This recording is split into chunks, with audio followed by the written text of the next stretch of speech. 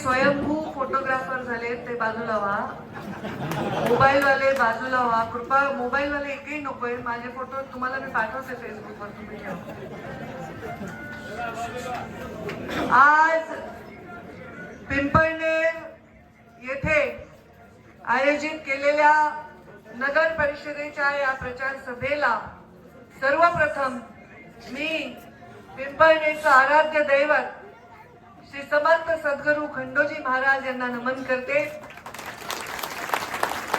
आणि मनापासून या नगर परिषदेच्या नगर अध्यक्ष पदाच्या उमेदवार योगिता चौरे यांना शुभेच्छा देते की ज्या प्रचंड मताने विजयी होतील आणि त्यांचं पॅनल देखील विजयी होईल आणि या पिंपळनेरच्या विकासाचा नवा अध्याय त्या स्वतःच्या हाताने या सर्वांच्या नेतृत्वाखाली लिहितील. या सभेला संबोधन करताना आताच ज्यांनी मार्गदर्शन केलं ते आमचे सर्वांचे ज्येष्ठ मार्गदर्शक माजी केंद्रीय मंत्री डॉक्टर सुभाष भामरेजी, मंचावर उपस्थित ज्यांनी मार्गदर्शन केलं, बरंच कंट्रोल त्यांना करावं लागलं, आमदार अनुप अग्रवाल, मंचावर उपस्थित माजी आमदार आणि आम्ही म्हणायला हरकत नाही आम्ही बालमित्र एकाच बिल्डिंग मध्ये आम्ही वाढलेलो आहोत. कुणाल बाबा पाटील म्हणावं लागेल राजकीय मंचामध्ये. मंचावर उपस्थित जिल्ह्याचे अध्यक्ष बापू कलानीजी, मंचावर उपस्थित बबनरावजी चौधरी, शैलेंद्र आजबे, मोहन सूर्यवंशी, प्रदीप कोठावले, वसंतराव बच्चाव, प्राध्यापक सविता पगारे, बापूसाहेब गीते, जयश्रीताई आहेराव, विकी कोपने, प्रमोद गांगुर्डे, मोतीलाल पोद्दार आणि या सभेला खास आवर्जून उपस्थित आमचे बंधू नाना करपे, उपस्थित सर्व मान्यवर आणि समोर सकाळच्या सभेला एवढी गर्दी करायली ते आमचे वडीलधारी मंडळी, टोपी वगैरे घातलेले सगळे माणसं दिसत आहेत, म्हणजे मुंडे साहेबांपासूनचे दिसतात, जुने माणसं दिसतात, त्यांना माझा नमस्कार. युवा बांधव सुद्धा सकाळची सभा असल्यामुळे जरा शांत दिसतात. सकाळी युवांना आवडत नाही लवकर उठायला, पण आता ताई आल्या म्हणल्यावर उठले, शांत दिसतात. आणि एवढ्या माझ्या माऊल्या इतक्या संख्येने या सभेची शोभा वाढवत असणाऱ्या माझ्या माय माऊल्यांनो सर्वांना माझा नमस्कार. खरं तर सभेला भाषण काय करावं, माझ्याकडे स्वतःच्या 6 नगरपालिका आहेत, मी एकटीच आहे, आमच्याकडे काय एक बांबून अख्खा तंबू त्याच्यावर, त्यामुळे मी तिकडे आपलं म्हटलं आता पक्षाला यावेळी मला राज्यातून थोडीशी रजा द्या. पण मग मला बावनकुळे साहेबांचा फोन आला, जयकुमार रावळांचा फोन आला आणि सांगितलं ताई या सभा तुम्हाला घ्याव्या लागतील. त्यामुळे आज आणि उद्या आता पूर्ण राज्यभर माझा दौरा आहे. आता हेलिकॉप्टरच्या सभा असतात तर वेळेचं नियोजन करावं लागतं, नाही तर सूर्यास्ताच्या आधी मग प्रॉब्लेम होतो आणि मग रात्रीच्या सभांवर त्याचा परिणाम होतो आणि त्यामुळे हेलिकॉप्टर घेऊन जावं लागतं की एक सभा इथं, एक सभा सिंदखेडला, त्याची लोणारला, मग मुक्ताईनगरला, त्या अंतरासाठी. पण मला माहित नव्हतं अनुप अग्रवालजी हेलिकॉप्टरचा एवढा इश्यू होता इथं. आणि मुंडे साहेब आले होते, नानांनी मला सांगितलं की मुंडे साहेबांची याच ठिकाणी सभा झाली होती आणि त्याच ठिकाणी आपण सभेला मला बोलवलं, माझा सन्मान वाढवला. मी खूप आपल्याला धन्यवाद देते. मी राजकारणात येऊन आता मला सुद्धा 24 वर्ष झाली. आता काय मी लहान तरुण युवांमध्ये मोडत नाही, आता मी सिनियर झाले. या 24 वर्षामध्ये मी अनेक प्रचार केला आणि जे काय मी मुद्दे मांडले ते मुद्दे प्रत्यक्षात येतील का असा विचार करूनच मांडायचे. मला मुंडे साहेब नेहमी म्हणायचे, अरे एवढा विचार करते तू, काय मंत्री म्हणून भाषण करायली का, तू विरोधक म्हणून भाषण कर. पण मी म्हणायचे विरोधक आहेत पण एकदा मंत्री झाल्यावर हे करावं लागेल ना आपल्याला. तर जेव्हा आपण जनतेला शब्द देतो, तो शब्द आपल्याला पूर्ण करायचा असेल तर त्यासाठी संस्कार आवश्यक असतात आणि हे संस्कार भारतीय जनता पार्टीच्या कार्यकर्त्यांमध्ये. मला काल माझ्या एका राजकारणातील मैत्रिणीने म्हणली, एवढी का तू कष्ट घेते, तुझी थोडीच निवडणूक आहे. मी म्हणलं अगं ज्यांनी आम्हाला सत्तेत बसवलेलं आहे, ज्यांच्यामुळे आम्ही मंत्री आहोत, आमदार आहोत, खासदार आहोत, त्या माझ्या भारतीय जनता पार्टीच्या कार्यकर्त्याची निवडणूक आहे. माझ्या निवडणुकीपेक्षाही ताकदवर जास्त कष्ट मी या निवडणुकीमध्ये घेणार आहे. कारण हा कार्यकर्ता जेव्हा पाया होतो तेव्हा भारतीय जनता पार्टीची एवढी मोठी इमारत ही उभी राहत असते. हा देशातला नाही जगातला सगळ्यात मोठं संघटन आहे आणि या या संघटनेचे तुम्ही सगळे शिलेदार आहात। प्रधानमंत्री नरेंद्र मोदी सुद्धा प्रधानमंत्री नंतर आहेत, आधी सच्चा भारतीय जनता पार्टीचा कार्यकर्ता आहे। आणि तो कार्यकर्ता ज्याच्या वर्तवणुकीमध्ये, ज्याच्या वागण्यामध्ये, ज्याच्या संस्कारामध्ये नेहमी जिवंत राहतो, तो नेता लोकांच्या मनामध्ये सदैव घर करून राहत असतो। आणि म्हणूनच आज मुंडे साहेब सुद्धा, त्यांना जाऊन 11 वर्ष झाले तरी मुंडे साहेबांच्या आठवणीने अजूनही या सगळ्यांचे डोळे पाणावलेले मला दिसतात। आणि म्हणून हे जे आहे, हे आहे आमच्या संस्काराचं नातं। आमच्या कमळाचं फूल जे आम्ही गळ्यामध्ये घालून फिरत आहोत, याच कमळाच्या फुलांनी दिलेल्या या देशाला वचनांचं नातं। काय काय वचन दिले होते देशाला?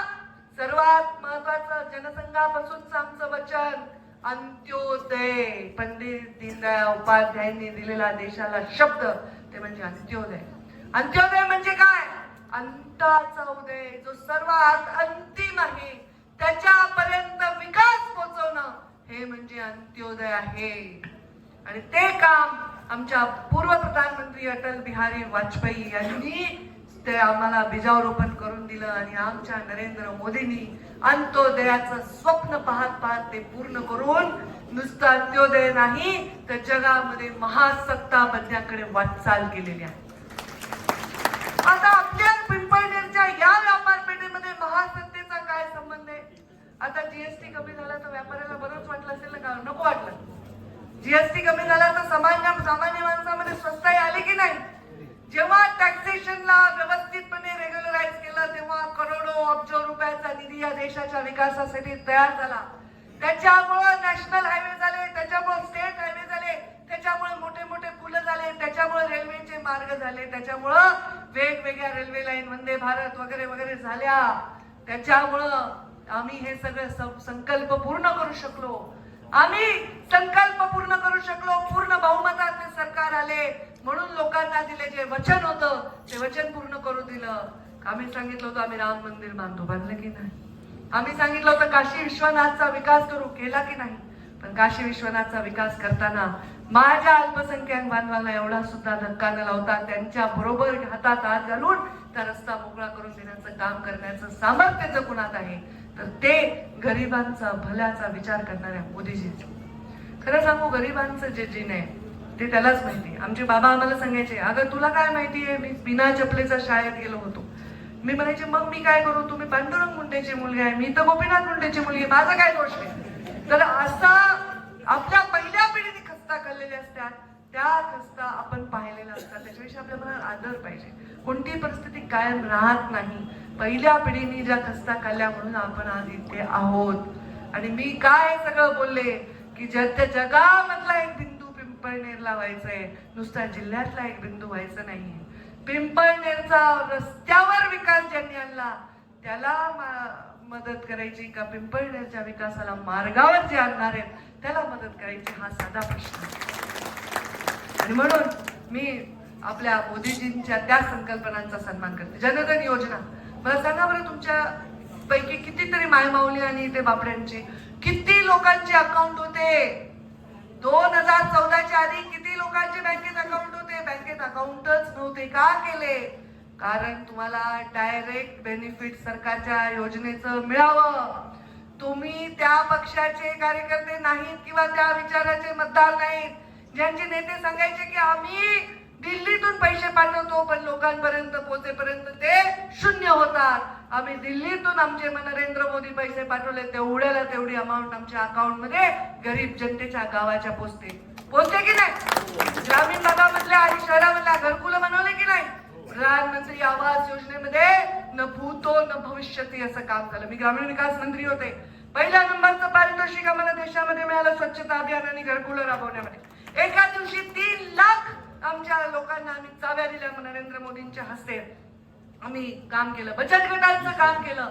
या चळवळीतनं गरिबांचा उद्धार करण्याचं काम होत आहे। उज्ज्वला गॅस, कधीही चुलीपर्यंत समोर बसणाऱ्या बाईचं दुःख हे आम्हाला कसं कळलं असतं ते मोदीजींना कळलं, कारण त्यांची आई चुलीपर्यंत समोर बसून स्वयंपाक करायची। शाळेत जाताना गणवेश आपल्याला परवडत नाहीये त्यांना कळलं, कारण त्यांनी गणवेशाच्या साठी पैसे नसल्यामुळे अडचणी निर्माण केल्या। ठिगळं लोक आपली शाळा शिकलेल्या। या मुलीचा जन्मदर वाढावा याच्यासाठी बेटी बचाओ बेटी पढाओ अभियान केलं. कारण पोषण, शोषण आणि शिक्षण ह्याच्या भोवती त्यांनी पूर्ण त्यांचं एक पुढचा मथळा रचला, पुढचं मार्गक्रमण रचलं. पोषण वाढवायचंय, शोषण कमी करायचंय आणि शिक्षण सर्वांना द्यायचंय, अशा प्रकारच्या भावनेने कामाला लागले. मग आज आमच्या त्यांच्याच विचारांवर आमचे देवेंद्र भाऊ काम करतात. देवेंद्र भाऊ म्हणायचं नाही, आता काय म्हणायचं, नवीन नाव आहे आमचं. म्हणजे आम्ही तर आमच्याकडे भाजपमध्ये थोडं जी लावायची पद्धत आहे. आबा दादा कमीच लावतो आम्ही, सगळे जी, किती मोठे नितीनजी, मोहन भागवतजी पण आले तर मोहनजी, परमपूज्य मोहनजी, ही सवय. आम्ही देवेंद्रजी म्हणायचो, पण आता देवा भाऊ म्हणायला लागलो. का भाऊ म्हणायला लागलो देवा भाऊ? कारण ह्या लाडक्या बहिणींनी त्यांना उपाधी दिली आहे देवा भाऊ. ह्या सगळ्या लाडक्या बहिणी आहेत. मोदीजींनी जनधन योजना आणली म्हणूनच लाडक्या बहिणीचे अकाउंट तयार झाले आणि म्हणूनच लाडक्या बहिणीचे पैसे आपल्या अकाउंट मध्ये येत आहेत. कोण कोण आहेत सांगा बरं लाडक्या बहिणी? हात वर करा बरं तुमच्यापैकी, लाजू नका, जोरात हात वर करा, नाही तर पुन्हा आम्हाला बघावं लागेल ना कुणाला वाढवायचंय काय करायचंय. या लाडक्या बहिणींमुळे आम्ही आज सरकारमध्ये बसलेलो आहोत. त्यांनी भरभरून आपल्या भावाला दिले.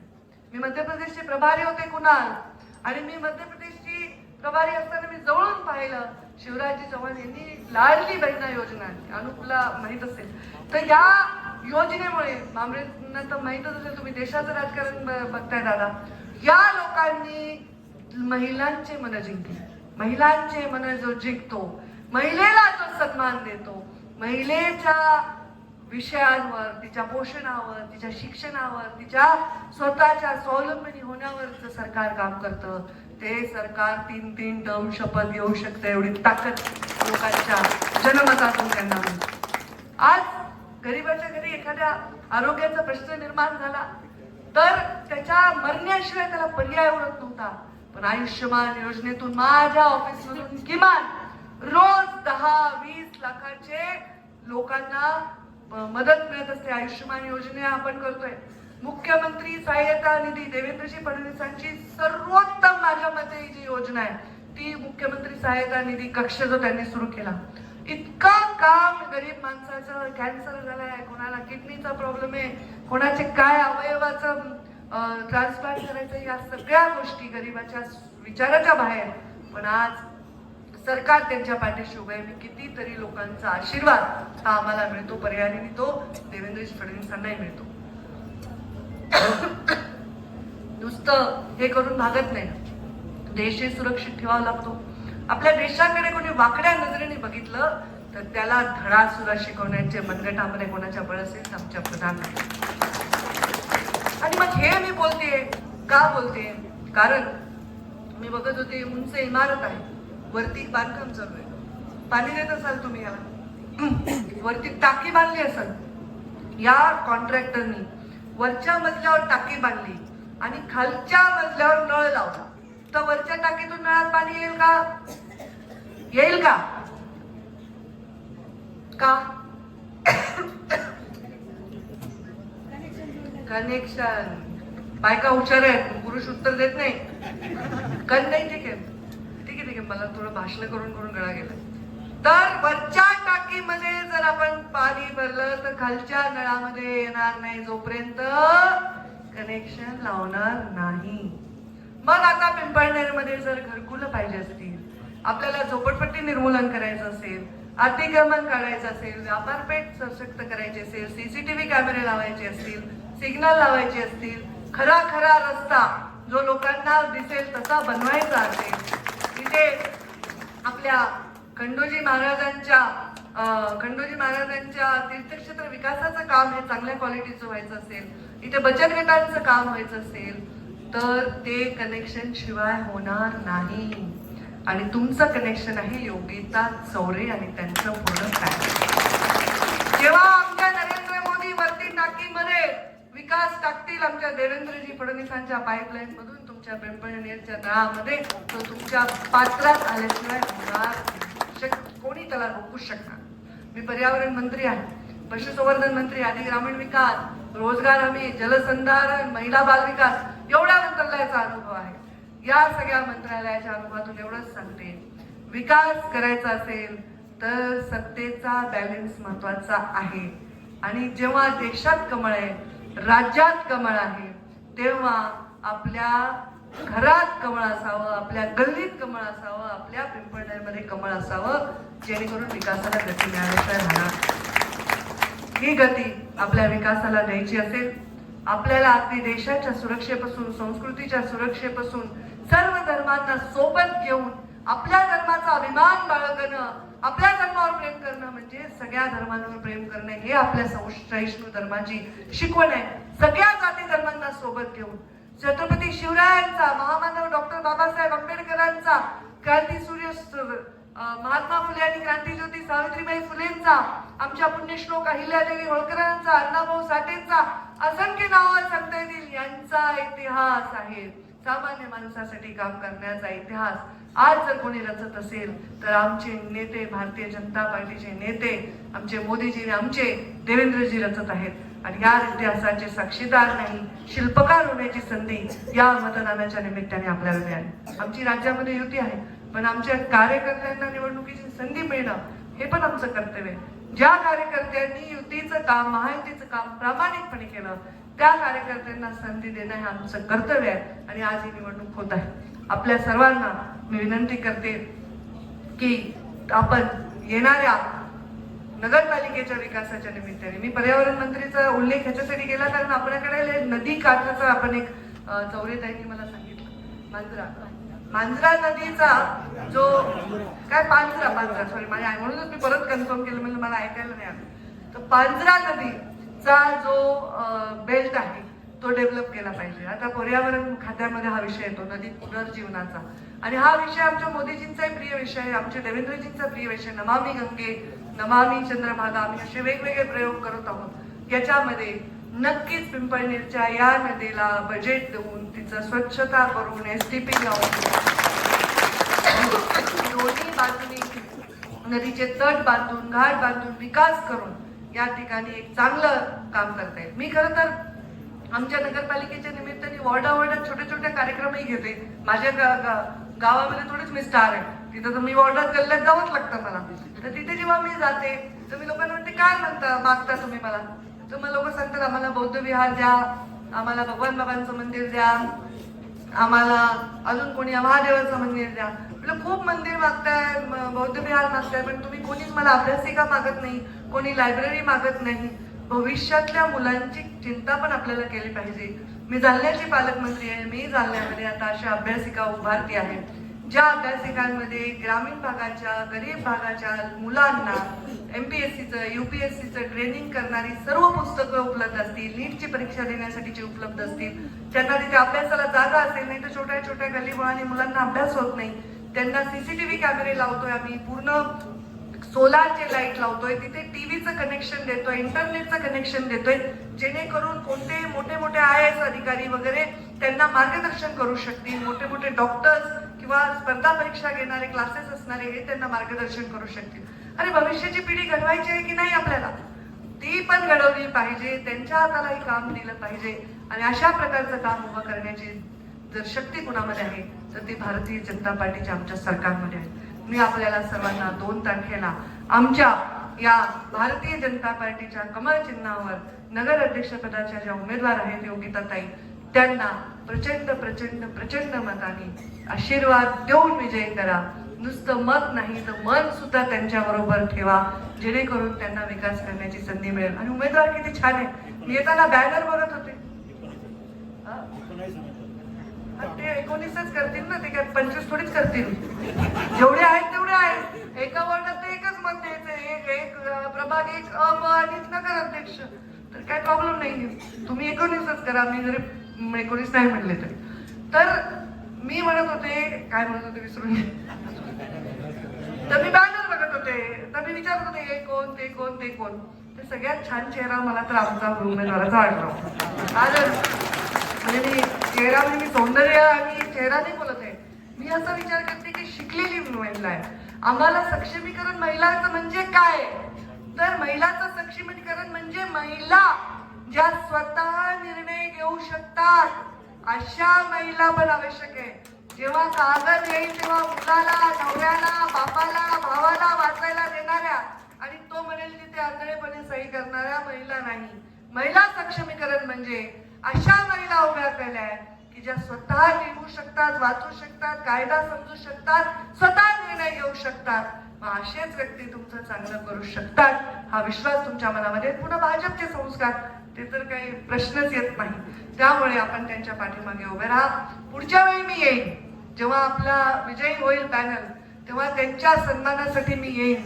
तेव्हा रस्त्याचा प्रश्नही आपण मार्गी लावू. मी स्वतः देवेंद्रजी फडणवीसांना बोलीन आणि तो रस्त्याचा उद्घाटनाचा कार्यक्रम आणि त्याच्या आपण करू. कारण तो फारच तुमच्या हृदयाला लागलेला विषय आहे आणि आमच्या गाडीला लागलेला विषय आहे. त्यामुळे तुम्ही सर्व हा विषय लक्षात ठेवा आणि पिंपळनेरच्या सर्वांगीण विकासाची. मी पहिली नगरपालिका येणार आहे. पहिल्यांदा नगरपालिकेला मतदान करताय, पहिल्यांदा मतदान करताय. कमळाशिवाय विचारच तुम्ही करायची आवश्यकता नाही हा मला विश्वास आहे. आपल्या सर्वांना विनंती करते आणि माझ्या वाणीला विराम देते. धन्यवाद. जय हिंद, जय महाराष्ट्र. मला पुढची सभा आहे, पुढचे नेते ऑक्सिजनवर आहेत. कृपा करून फोटो काढण्यासाठी मला अडवू नका. मी जेव्हा यांच्या सत्काराला येईन, जर तुम्ही बोलवलं तर तेव्हा मी तुमच्यासाठी निवांत फोटो काढेन. धन्यवाद. जय